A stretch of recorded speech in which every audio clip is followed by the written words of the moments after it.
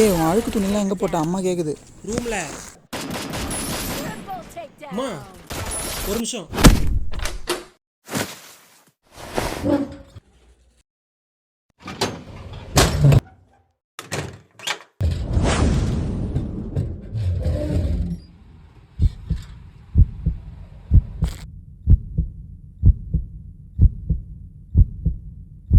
Tension ஆகுதுல்ல? ஆரம்பி.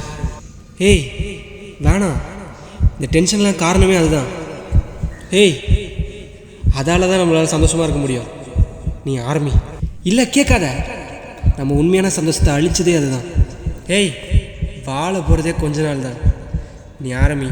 வேணாம், நம்ம வாழ போகிற கொஞ்ச நாளுமே அது கொடுமையாக்கிடும்.